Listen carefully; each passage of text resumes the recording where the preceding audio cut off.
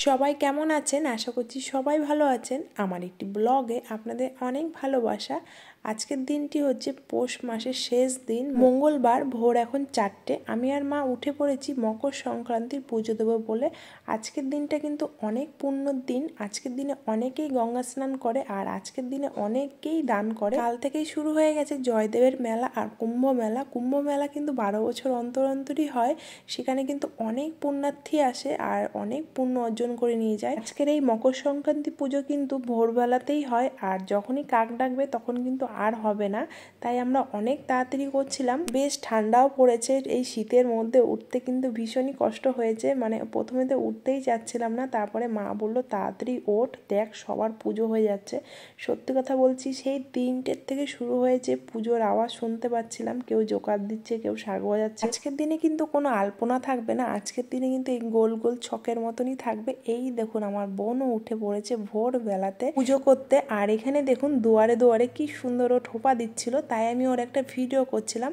আজকের দিনে সারা বাড়িতে শুধু এটাই থাকবে। আমার বোন কিন্তু পুজো পার্বণ অনেক করে, অনেক। সত্যি ওকে দেখে অনেক শিকার আছে। আমি তো ওর কাছ থেকে অনেক কিছু শিখি। ও কিন্তু সবার প্রথমেই পুজো দেয়, খুব ভালো লাগে। সকালবেলা ঘুম থেকে উঠে রোজ ও পুজো করে। এখানে মা দিচ্ছিল, তারপরে মাঠটা ঠিকঠাক ভাবে উঠছিল না ভাবে আমি বলছিলাম মা তুমি সরো, আমি দিচ্ছি। তারপরে দেখুন এখানে আমি দিয়েছি আর এখানে ফুল দিচ্ছি।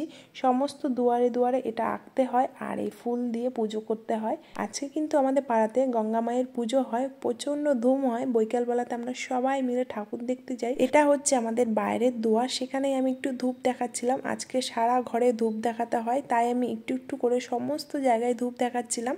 আর আমাদের তুলসীতলাতে এক্ষুনি শুরু হয়ে যাবে পুজো। সে দেরি হয়ে গেলে এবার কাক ডেকে দিলে কিন্তু পুজোটা আর হবে না, তাই আমরা এখন পুজোটা শুরু করব।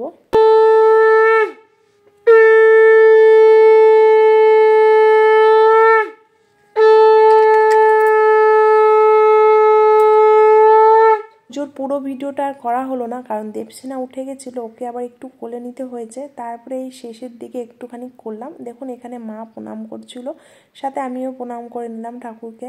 পৌষ সংক্রান্তি মানেই কিন্তু পিঠে আর ঘুড়ি ওড়ানো। কার কার বাড়িতে পিঠে হচ্ছে অবশ্যই জানাবেন। আমি কিন্তু চলে যাব। আমাদের বাড়িতে পিঠে আগেও হয়ে গেছে, ভিডিও আমি দিয়ে ফেলেছি, কিন্তু আজকের দিনে নিয়মেরটা তো করতেই হয়, তাই আজকে কিন্তু মা পিঠে বানাবে। কাল রাতে মা আমাকে বলছিল কি পিঠে খাবি বল। আমি বললাম যেটা খুশি তুমি সেটা বানাতে পারো, কিন্তু আমার মায়ের হাতে সব থেকে আমার ভালো লাগে পুলি পিঠে, চুষি পিঠে আর চিতল পিঠে। চিতল পিঠেটা খেতে আমার বেশ লাগে, সেটা গুড় আর নারকেল দিয়ে কিন্তু দারুণ লাগে গরম গরম। আর এইদিকে দেখুন মা এখনো দিয়ে বেড়াচ্ছে, মায়ের দেয়া কিন্তু এখনো শেষ হচ্ছে না, এই ঠান্ডার মধ্যে দিয়েই চলেছে। মাকে বললাম আর দিতে হবে না, চলো এবার ঘুমাতে চলো। এইদিকে দেখুন ঘুটঘুটে অন্ধকার। সকলকে জানাই মকর সংক্রান্তির অনেক অনেক শুভেচ্ছা। আজকের দিনটা আপনাদের অনেক ভালো কাটুক, এটাই আমি চাই। আর কারা কারা ঘুড়ি উড়াচ্ছেন অবশ্যই জানাবেন। আমি কিন্তু ঘুড়ি উড়াতে পারি না, কিন্তু আমার আদিদেব বেশ পারে ঘুড়ি ওড়াতে। ও যখন ঘুড়ি ওড়ায় ওর পিছন পিছন কিন্তু আমি ছুটে বেড়াই।